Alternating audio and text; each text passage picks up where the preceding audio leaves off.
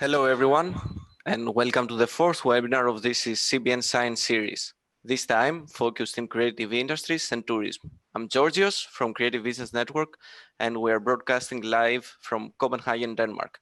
Before we start, I want to remind you that this session is being recorded. During the presentation, it will be wise to keep your microphones muted to avoid any necessary confusion, and please feel comfortable to open your cameras, even if you're wearing pajamas. You are always welcome to raise your hand and use the chat if you want to ask questions. As most of you know, today we have with us a legend in tourism, culture, and creative economy, as many participants told me, Professor Greg Richards, Professor of Placemaking and Events at Breda University, and Professor of Leisure Studies at Tilburg University in the Netherlands. Before going to the main part, I will give the word to Rasmus Cherning, CEO and founder of Creative Business Cup and Creative Business Network. Hello, everyone, and welcome to this. This is CBN, and I'm just admitting a couple more people in. We're now close to 60 people in this webinar. We've been having these webinars since March. Strangely enough, we started up in March with a weekly webinar where you can actually go in and go to cbnet.com. This is CBN. This is CBN because these are the people that makes up the network. We've had on the music industry, on sustainable traveling and tourism. We've had on how to have innovation in the cultural sector. Lots of stuff if you go to cbnet.com /this is CBN.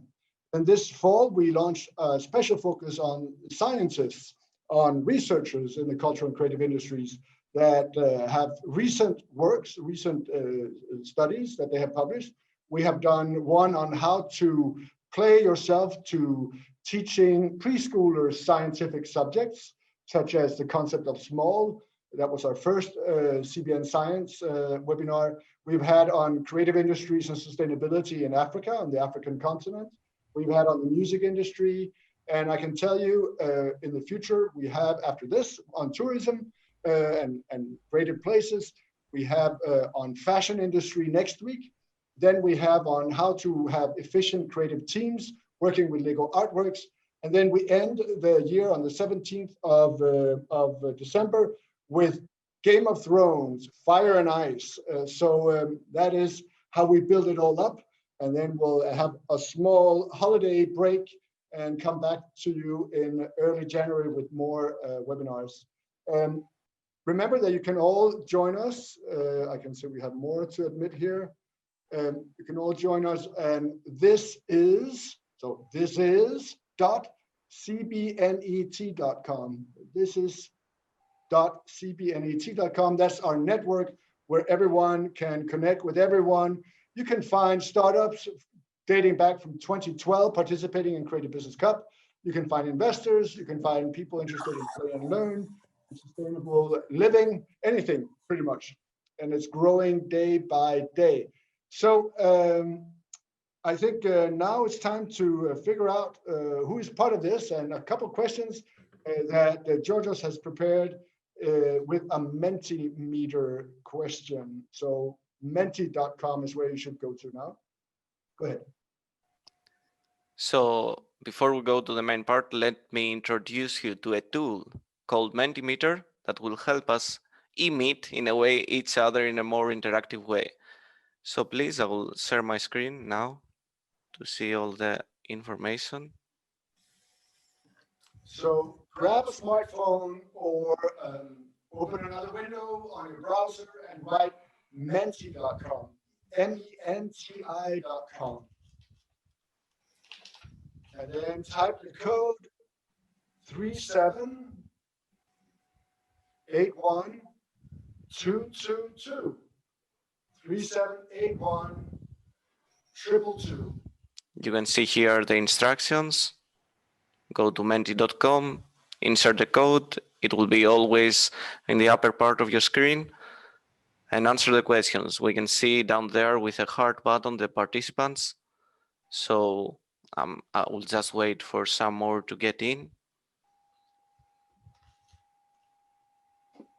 So don't worry, we won't register you personally anywhere. It's anonymous what you will be answering. But go to mention.com, everyone. There were 71 of you. So far, 15 of you have actually gone to mention.com. Type in the code 3781222. Tap the heart. Okay, we've got 20 now, 22. Yeah, and I will think we wait. can go to the question already because you guys can still catch up. Yeah. No. Okay, the first question. Where do you come from? Let's see the countries here. Greece, yes. Guatemala, a lot of Guatemala. Denmark, France, Copenhagen, Spain. Oh, a lot of countries. So, okay. We have Ouagadougou. Fantastic. Spain is the first one, I guess. Greece is closing. Guatemala, a lot from Denmark too. Let's see, I'm really happy that we have a lot of participants from Greece. Spain, okay, South Europe, Brazil, Portugal. And let's go to the next question. Okay. It's so that Greg Richards knows a bit where people are from. Is this the right mention? Okay. I think so. So I think the question is not about music, it's about tourism. Yeah. Sorry that the title of the question is not correct. Yeah, I'm not sure why is this, but this is my mistake. I'm sorry for that.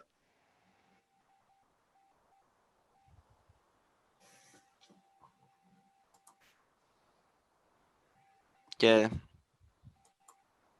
So disregard the question written. It's about your role related to the tourism sector. Okay. So a lot of researchers in the tourism sector, a lot of innovators. Okay, that's interesting to know. So we will continue Mentimeter later during the presentation. So now it's a time for the protagonist to take his place. So Professor Greg, the floor is yours. The Zoom is yours. Take your place in the circle of life. Okay. And you need to unmute. Great to see a lot of old friends and also a lot of new faces. So hopefully not everybody has heard this story before. I will be giving you a brief rundown on the work that we've been doing on the creative industries and tourism in the next 20 minutes, and then we'll have some time for discussion. The first step, of course, as always, is to see if the technology works and if I can share my screen with you. At least it did work earlier, so I'm hoping that this is... No, I can't make it full screen for some reason. And just so you know that if any of you have questions, please write them in the chat so you don't forget it. If Greg is talking too much without interruption, then I'll call out with some of the questions. Otherwise, we'll take some of the questions at the end. Okay, so I think we've got the presentation working now. That's a good first step. So I was asked to say something about the relationship between the creative industries and tourism. This is something that we've been looking at in recent years. Over the last decade or so, we've seen an increasing convergence between the creative industries and tourism. 5 years or so ago, we produced a report for the OECD on tourism and the creative economy, which gives a lot of background information on this development. It includes a number of case studies. So it's a useful starting point for anybody who's interested in these issues. But we've seen a lot of other things happening. We've seen the development of the Global Creative Tourism Network, for example. We had recently a webinar with colleagues from the Erasmus University and creative entrepreneurs, talking about this connection. And recently, our colleagues in Portugal running the Creator project got yet another award for the documentary that they've made on creative tourism. So there's a lot of things happening. There's a lot of new developments. So it's a very interesting field to look at. And basically, I think one of the reasons we're here is because of the way that tourism has developed in the last few years.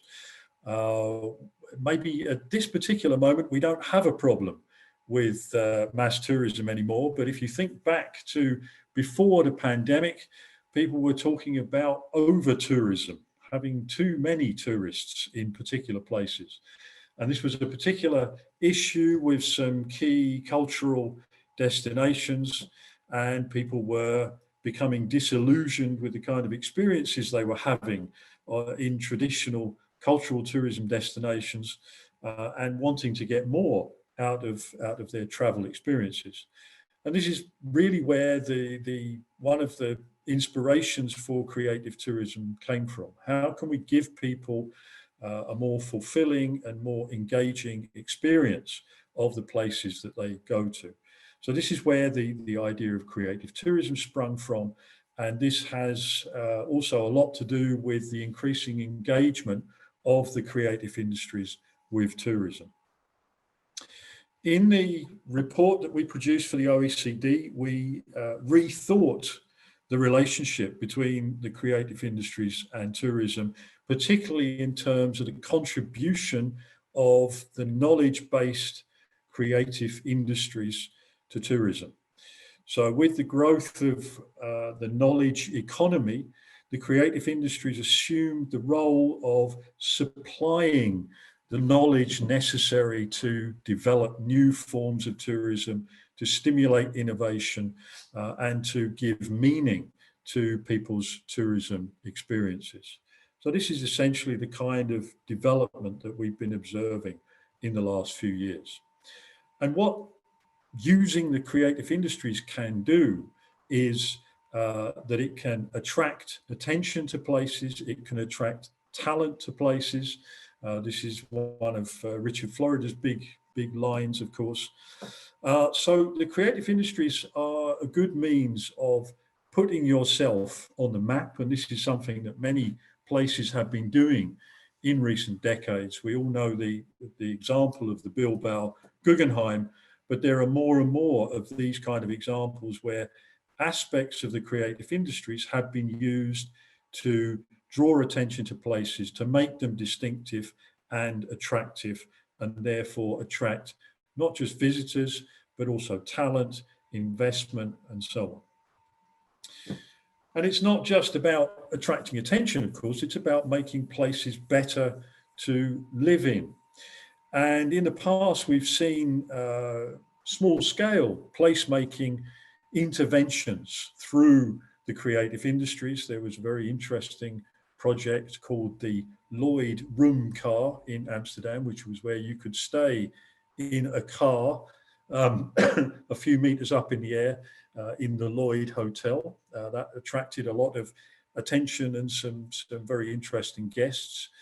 And in Rotterdam, for example, they produced the Stairway to Heaven, which was an enormous staircase up the side of a building next to the central station in Rotterdam, which attracted hundreds of thousands of visitors. Not just tourists, of course, but also locals who wanted to get a new view on their city. So the creative industries are extremely good at drawing attention to places, at producing new views of places, making them more engaging, and making them better to live in. And this can even be applied in very small places and in natural settings as well. So there's the interesting example of a village in the Italian Alps, which during the winter gets no sun, but they put a mirror up and they reflected the sun onto the center of the village during the winter months. And so with a bit of creativity, with architectural interventions, we can change places, we can make places better, we can make them interesting, we can make them attractive to be in and visit. And this is where the relationship between the creative industries and tourism, for me, becomes most interesting. So we're seeing a number of mutual benefits developing in this relationship. So tourism becomes important for the creative industries as a way of expanding markets, of attracting attention also from elsewhere in the world, but also bringing new people into the system, generating new ideas and supporting knowledge development, rather like we are trying to do today. And the creative industries are important for tourism because it improves and innovates tourism products and experiences. It revitalizes existing products. It can valorize the assets that are already available in certain places, and it adds buzz and atmosphere to places. So there is a mutually strengthening relationship between the creative industries and tourism.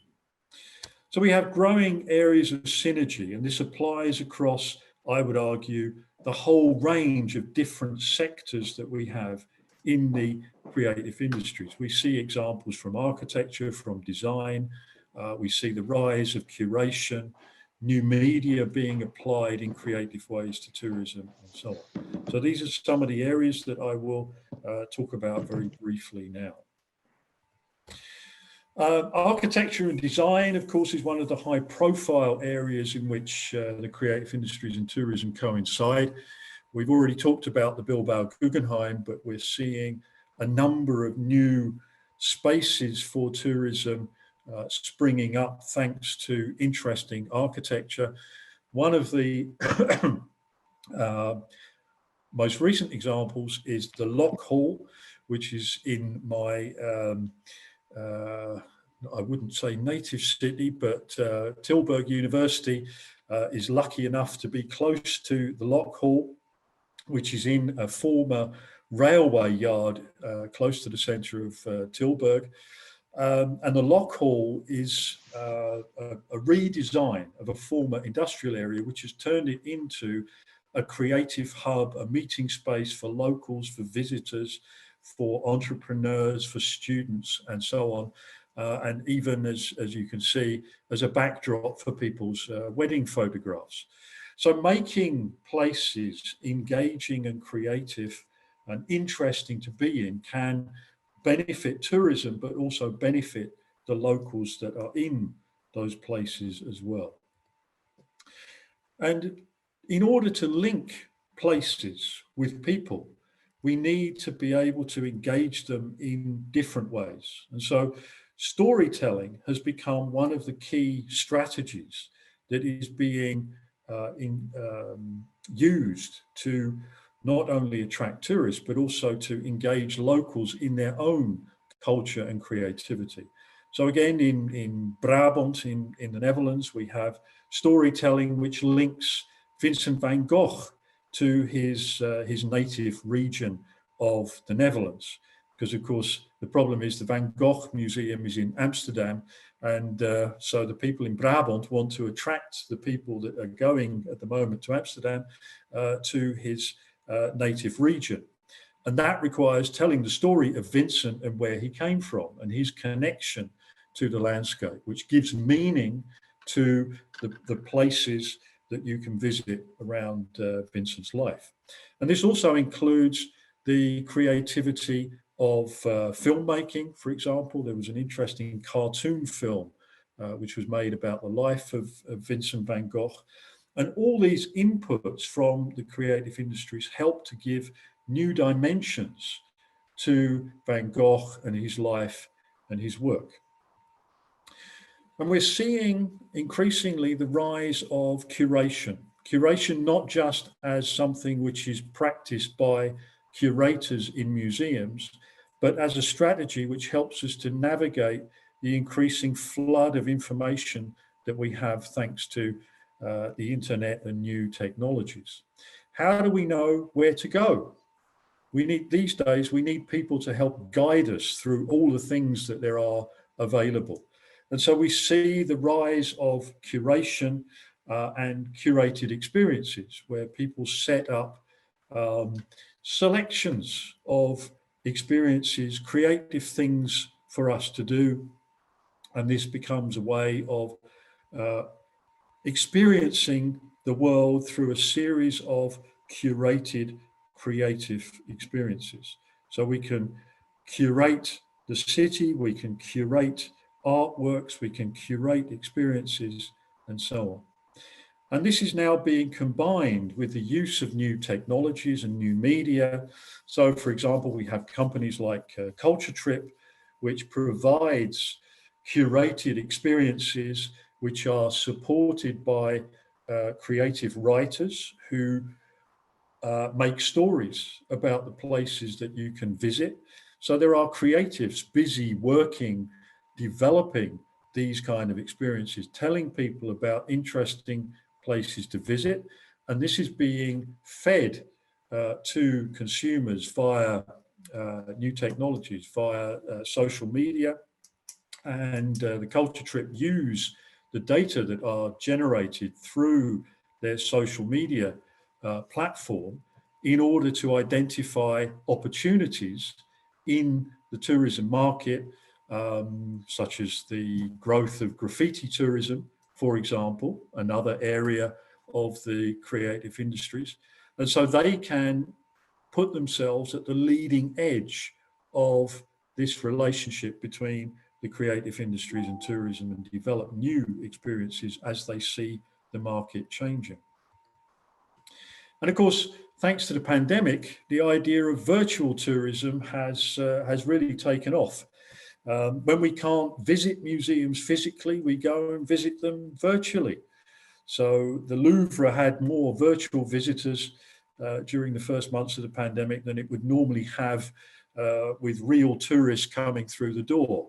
Of course, we don't yet know what the effects of this virtual engagement will be, whether the virtual visits that people are making now will translate into physical visits later on, but this will be an interesting area for us to investigate in the future.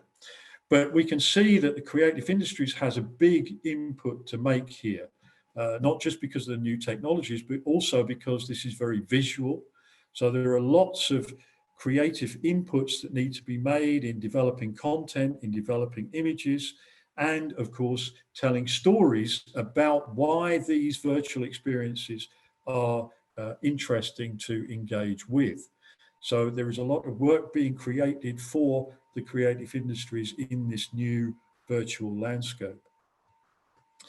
And we've seen creative problem solving emerging thanks to the pandemic and thanks also to some of the problems that have been caused by tourism and the modern economy.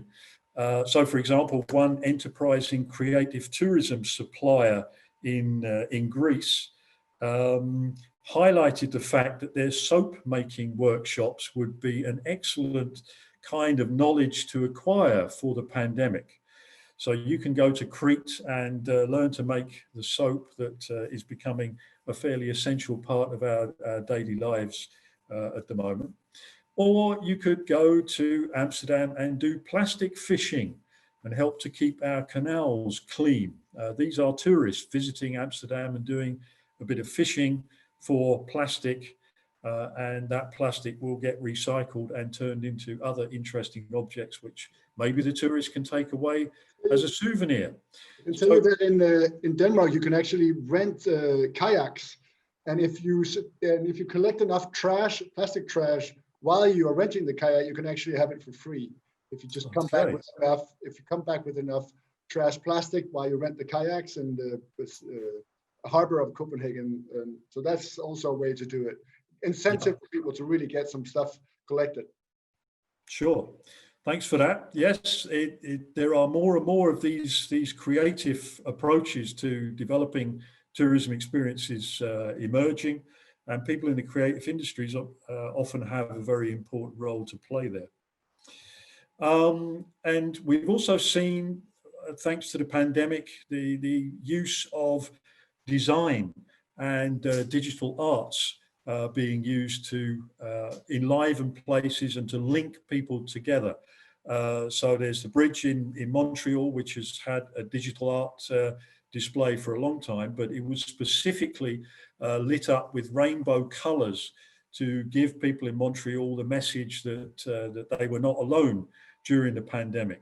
And even hotels have been getting into the act, using their own lighting systems in what were at one time empty rooms, to give messages to people in the city about hope and how we would get through the pandemic. And if we start putting all of these things together, then we can think about more holistic placemaking strategies. And this is something that we talked about in our most recent book on small cities with big dreams, where we analyze the placemaking strategies of Den Bosch, which is a small city in the Netherlands, but which used its links with the medieval painter Hieronymus Bosch to develop a program of activities and events which engaged locals through things like gastronomic programs, young people from the creative industries through the development of exhibitions focused on young makers, through pageants and dressing up, using Bosch's artwork in new ways to underline the link between medieval art and contemporary creativity. And so this is an example of how you can use the creative industries in many different ways to make a place as a whole better. It's not just about having a new logo or a slogan to try and attract people, but making all the aspects of a place better and more engaging. So I would argue that there are lots of areas where the creative industries can engage with tourism. And I think one of the important lessons that we've learned in the development of creative tourism, for example, is that creativity in tourism is about meeting people. It's about creating relationships, not about masses of people going to places, but about individuals meeting each other. And that's what helps us to develop more engaging tourism experiences, to diversify the tourism experience. So kind of like when Airbnb now is offering that you can learn how to cook and bake with a local Dane, and you can learn, you can take a bike riding tour with a local and learn to make specialties from, whether it's from Beijing or from Ouagadougou or wherever you are. That's another way for Airbnb to actually offer something than a place to stay. Yep. Yeah, I'm aware of the Airbnb experiences. A lawyer suggested to me that I should sue them on the basis of stealing the creative tourism concept. But that's not my approach. I prefer to collaborate rather than sue. But yes, the fact that you know that Zumba is actually protected. So if you do want to do a Zumba class, that's protected. So maybe also great ideas of Greg Richards could be protected somehow. Maybe, yes. But the Airbnb example is a good example of how new technologies are being used to distribute these kind of experiences. So we're seeing creative tourism being distributed in many different ways now, from fairly small scale craft production up to major global technology platforms. So this is helping to extend this relationship between the creative industries and also extending the tourism value chain, which is in turn giving support to the creative industries and ultimately, I would argue, helping us to make better places. So I think our perspectives of the relationship or the potential relationship between tourism and the creative industries needs to change.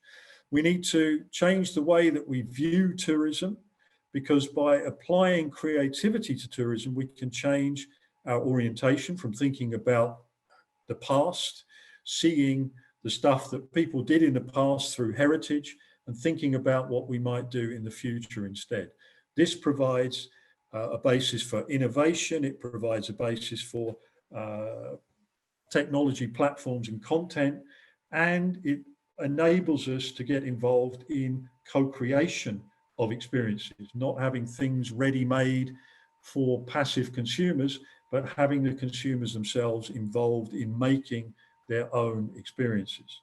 So I think the whole, with the combination of tourism and creative industries, the whole way that we conceive of tourism begins to change. And I think that's an exciting prospect for the future.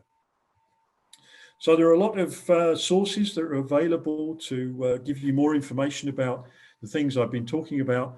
There's the OECD report, there's a handbook that we've produced, which gives you a toolkit for developing creative tourism experiences.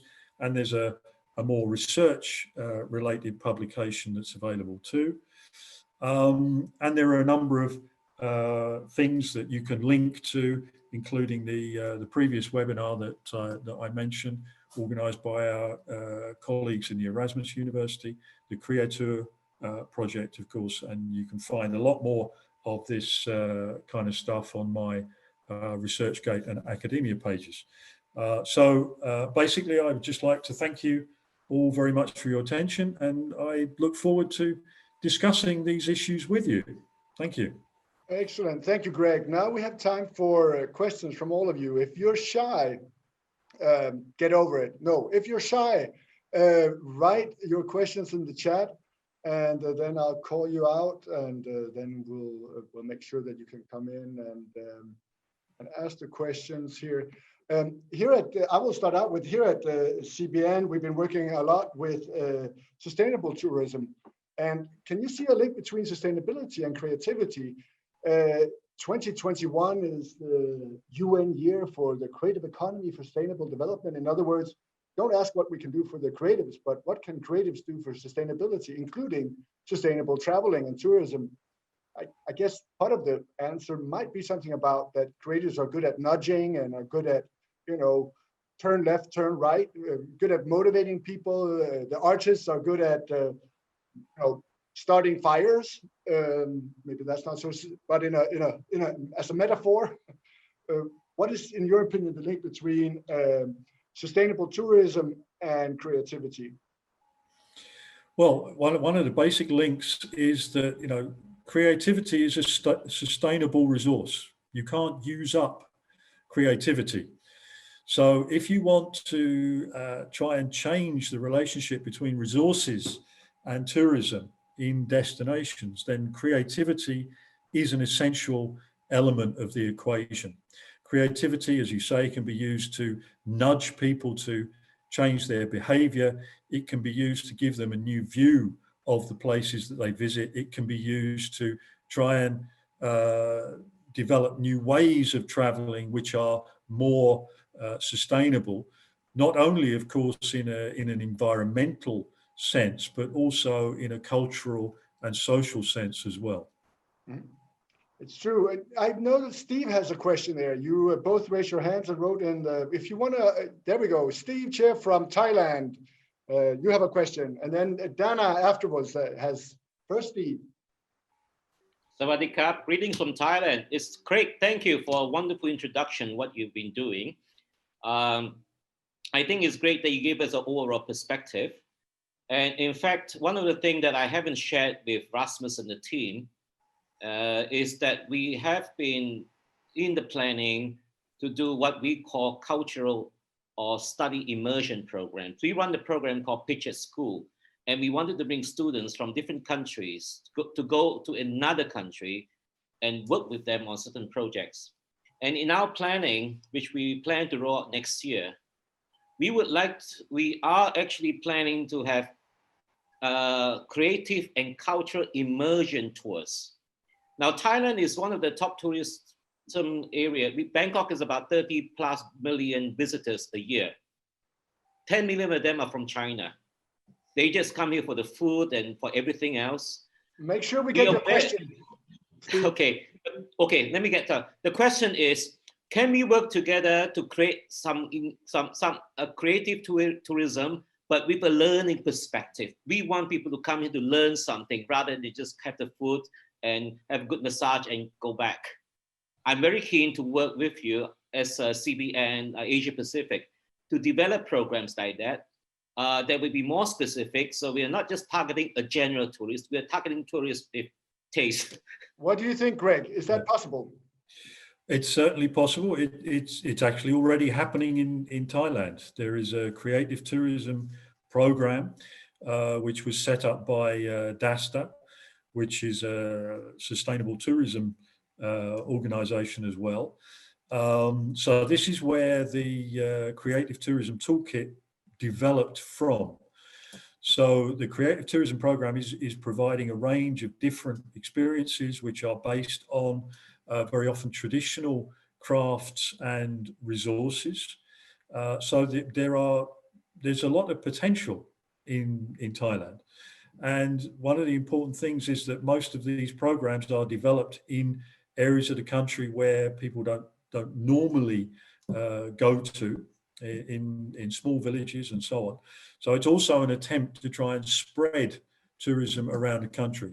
So if you're interested in doing something with learning and creativity in tourism experiences, then yes, by all means get in touch, and we can put you in touch with the people who are doing that in Thailand at the moment. Excellent. So now we have Dana with a question, and next up is Vladimir.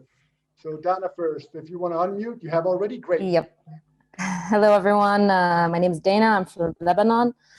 I'm founder of Medgira, a startup encouraging people to come and get, medical tourism in Lebanon.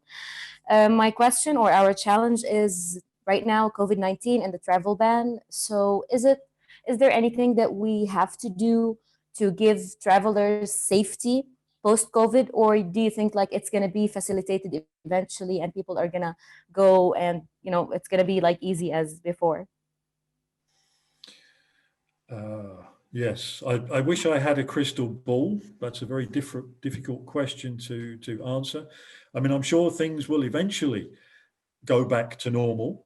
But at the moment, of course, with travel bans, it's very difficult. There's not a lot you can do about the travel bans, except that hope that the situation will improve and the travel bans will be lifted.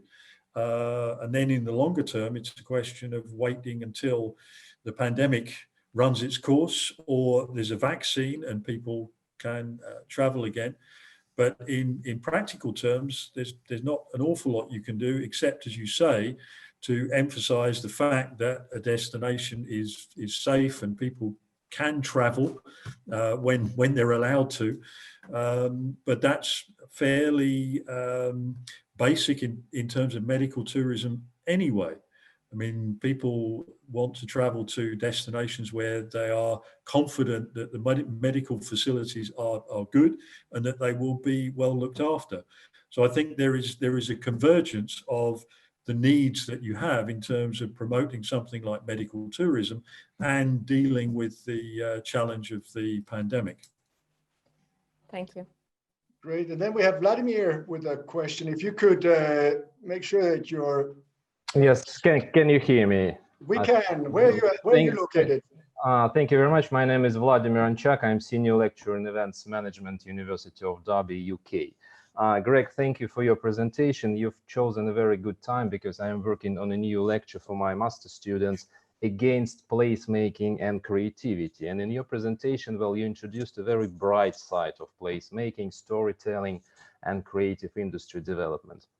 What about the dark side? Because quite often placemaking has been used by developers and city managers to sell cities, which brings problems of gentrification and, as a result, marginalization. Do you have an opinion on this? Well, placemaking is a tool, and like most tools, it can be used well and it can be used badly. So yes, that problem certainly exists. I mean, one has to be aware of what kind of placemaking concept is being used. And the concept of placemaking I'm talking about is a holistic concept of placemaking, which is designed to engage a wide range of stakeholders, is designed to be developed bottom up, and so on. Of course, when placemaking is used by property developers, it's often used in a very different sense. We are simply window dressing a particular place, making it attractive, trying to get people in to spend their money and so on. So I think placemaking itself is a very broad concept which can be used in different ways. So you need to be fairly clear what you mean when you talk about placemaking. Isn't it also that it has developed from being not, you can go back, Vladimir, and expand on your question, but isn't it also because it used to be, bricks and buildings that we had to, Guggenheim Bilbao, you mentioned twice, but now it has evolved into much more than that, actually, from the million mini markets or the mini meetings between different citizens and cultures. And it's not so much run by the developers anymore. It's much more underground in some way. Yeah, I would agree, but well, again, there are examples when you first built a new contemporary art gallery and you invite all the community to contribute to this, and you have street artists and they paint your streets or the walls of abandoned cities, and then you use it smartly and you sell this place, you increase prices, you attract again middle class wealth population or tourists, and the previous community, well, they just can't allow themselves to stay in this neighborhood or in this particular urban space, and this again creates marginalization. So yeah, but I agree, it depends on how you define placemaking and how you apply it in your city development programs. Yeah, I think the kind of issues you're talking about are general issues of development, because of course you mentioned gentrification. Gentrification was a problem long before people worried about things like over-tourism or started to get interested in a big way in placemaking. And of course, gentrification is an economic process. So again, I think it depends on taking a holistic approach to the problem. You can't think about particular areas of a city in isolation from general urban processes that are going on, for example. And it's very dangerous to isolate what happens with something like tourism from these other processes that surround it. So people get very hot under the collar about the growth of tourism and touristification, but this is part of a general process of urban development very often. I'm also thinking when I was a kid or a teenager, I had the opportunity to visit Sacré-Cœur, to just walk in Paris, and Notre Dame and Louvre. We just went up, bought a ticket for Louvre, and got inside. I have most of my family live in Hawaii, and I went with one of my cousins to Paris 2 years ago, and it was practically impossible to get into anywhere. And now you could say that, hey, the pandemic has made us aware that we can actually visit Louvre just as well online, but it's not quite the same thing. We are real people living in the real world. Do you think it will, go back, and there will be like this way back and forth between the real and will people be satisfied with just the digital experience? I think what we've seen in recent years is that digital experiences and digital networks actually help to strengthen physical networks. So people connect with each other online, and then they want to meet each other in real life as well. That's one of the challenges that we have. As we become more connected, we want to try and back those connections up with physical meetings as well. And this is one of the reasons, of course, why we've had such an enormous growth in travel. People are more connected than ever before, and so they want to meet people more than ever before. Of course, now we have the challenge that we can't travel, or we can't travel very much at this particular moment. But I suspect once the restrictions of the pandemic are over, that there will be an explosion in terms of people catching up on all of those journeys that they missed out on during the pandemic. Whether they'll be able to is another matter. Whether we'll still have airlines around which will be able to carry us in the numbers that we were used to before is an interesting question. But certainly the digital connections that we have helped to fertilize physical connections as well. Thank you. Now, before I give the Zoom to Diana, who has a question, I just want to make a small mental break and advertisement. For the digital connections, you're all welcome to go to thisis.cbnet.com to connect with everyone. And also some of you asked if we could get a recording, if you get the PowerPoint, etc. Yes, but you have to go to thisis.cbnet.com and go to the webinar group, and there you can find everything. I also want to say then there will be an opportunity to actually meet, because we're holding something called Bright. We've done that we did it for the first time in 2019, where we moved our event from November to the summer. And the next Bright will be on the 28th of June. And on the 28th of June, the sun will rise at 4:28. At 4:28 in the morning, the sun will come up, and it will only set at 9:58 in the evening. So 17 hours and 30 minutes of sunshine you will have, if it's not too clouded, and it shouldn't be at that time. So come back and celebrate bright minds and the bright sky and the bright nights that will happen in Denmark at the end of June. And hopefully, if you're all yesterday I participated in a Zoom where people were skeptic about vaccinations. You know, they were anti-vaxxers, and I said, hey, remember, we now have vaccination against a certain cancer form that you can give to your sons and daughters. I think it's worthwhile considering it. Here, I'm off on a tangent, I know that. I also want to just say that thank you very much, Vladimir, also for your pointing out that it's not all sunny and rosy. And Søren Kierkegaard, the Danish philosopher who came up with existentialism, I believe it was him who said that there is a devil walking in the shadow of every angel. And speaking of walking, we do actually have Søren Kierkegaard. He inspired Camus and Sartre about, you know, that you should take charge of your own life, and you are responsible for your choices, and you know, all this stuff. And you actually have a tour where you can walk with Søren Kierkegaard, where you will be asked questions related to walking, to being yourself, to meeting someone where they are, your habits, to haste after enjoyment, why you would do that, to say what you mean, say what you think, about despair, about love, of course, about nature, about character, about the meaning of life, and last of all, to find a truth. And we are about to find a truth related to tourism and placemaking. So now, I believe it was Diana, we're ready for you.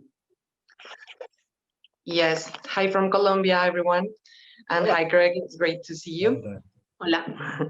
So basically my question is regarding, we used to have a creative tourism entrepreneurship before COVID, and everyone is talking about reinventing ourselves through proximity tourism, which has a lot of sense, but how to attract locals to creative tourism when they feel they already know the culture and they don't feel that much attracted to something like as much as an international traveler that actually loves to learn things from different cultures, but how to attract through creative tourism to local travelers, how to attract them. I think this is a very good example of where the link between tourism and the creative industries can work well, because what a lot of these curated experience websites and blogs do is they point attention towards interesting things, interesting and engaging things. And it doesn't matter whether these things are next door or on the other side of the world. They engage people because they hit a chord with individuals. So it's about telling interesting stories, and those stories can be interesting no matter where you come from. And one of the interesting things that we've seen in recent years is the growth of what we call tourism in your own city, where more and more people are discovering that there are interesting things to do in the places that they live without having to travel very far to do it. And that's something which has been fed by lockdowns and the pandemic. So people are not able to explore as far away as they used to be able to, and they're actually rediscovering the places that they live in. So I think there is a lot of potential for developing these kind of markets, but you need to present things in a way which is engaging to locals, not just emphasizing what they know, but also what they don't know about the places that they live in. Thank you. Follow-up question, Diana? No? No, thank you. It's fine. We have a big problem here with the light in the studio here in Copenhagen because the sun keeps coming out and shining like crazy, and it's going quite low these days. I do want to call out Lucia Breda from Prodetur, Guatemala. For those of you who don't know, Guatemala City is a city of 17 million people or so. And if Lucia Breda, I know you're part of the Creative Business Network, our partners. You organized the Creative Business Cup in Guatemala. If you're still there, I know you might be a bit shy, but if you don't mind, Lucia, are you there? Yes, Rasmus, I am here. Hi, all, everyone. Yes, we are from Guatemala, and we are planning to present a project related with creative tourism. Then we want to know about experiences around the countries that are participating in this webinar, if they link the employment, promote employment to the creative business, link with tourism. Perhaps Greg can tell us something about this kind of project. We want to work with young people and to have more employment through the creative tourism. So the question from Lucia is, and now Greg can answer, but anyone can write to dir@prodetur, prodetur.com, if you have any creative tourism projects that directly are linked to employment of young people and women. Okay, so yes. Now we'll have Greg's what do you call 5 cents, 10 cents on this, and then we. But anyone can write to Lucia with suggestions and ideas whenever you feel like it. You have the email in the chat. But Greg, the Zoom is yours. Okay. Thank you, Rasmus. Yeah, there are plenty of examples around. If you go to my academia page or ResearchGate page, you'll find lots of publications on creative tourism with many examples of creative tourism programs from different countries. So there's one paper which summarizes the experience in Asia. There's also examples from Brazil, for example. We also, together with Lenia Marques, we produced a book on creative districts around the world, which is an interesting phenomenon. And we see in many of the programs that are working that women and young people are very much involved in these programs. The experience in Thailand, for example, shows that women have been very active in setting up these creative tourism programs, and that this can also help to increase their income levels. So I think the material that you're asking for is already there, but of course, the more examples we can collect from different places, the better. Excellent. We now have 3 minutes left. So I would like to give Stella, you can just ask one quick question. You get like 20 seconds or 30 seconds to ask it. Okay, can you hear me? Yes, go for it, Stella. I'm from China. Yeah, I was born in a very long history, ancient province in China. So I want to know the relationship between let me find my question. The relationship between the creative tourism and cultural heritage. Maybe it's my topic. I want to study it. You know, I'm the master in the University of the Havana. This is my topic. I want to continue studying. So about the cultural heritage, something very, stable, you could say, although it could also be performing arts, and creativity. Greg, your 30 seconds or 60 seconds on that. Okay, well, there's lots of good examples of that emerging now. Basically, cultural heritage tends to be fairly static and needs to be interpreted for people, needs to be animated for people, and new technologies and creative techniques are a good way of doing that. So we're seeing a lot of new initiatives emerging in the use of virtual reality and augmented reality in the interpretation of cultural heritage, for example. Thank you very much. That was a quick question and a quick answer. So now we're rounding it all up. I just want to take a quick look at my co-producer here, Georgios, if we have anything we need to cover other than to mention that you should go to thisis.cbnet.com. There you can find our groups on the different issues such as sustainable tourism. We have on Monday, the 30th, I believe it is, of November, the 30th of November, we have a play and learn session. So how can you learn a difficult language or math or whatever through playing? And we're doing that together with the Slovenian Ministry of Foreign Affairs. Join that. We have a fashion webinar on the 4th of December. Similar to this, where a researcher will present the research. We have an investor event. So all of you that are looking for investors and investors looking for opportunities in the creative industries, that's on the 10th of December. And all that you can find on thisis.cbnet.com or simply on our website, cbnet.com. I would like to end now. We are very, very close to 1 hour, the 1 p.m. here in Central Europe. Thank you very much to Greg Richards for taking this almost TED Talk on 20 minutes tour into the placemaking, creative placemaking, creativity related to tourism. Really interesting. Thank you for all your great questions and critical questions also. That's really good. Any last comments here, Greg? We are right at the hour, so you can have the last word.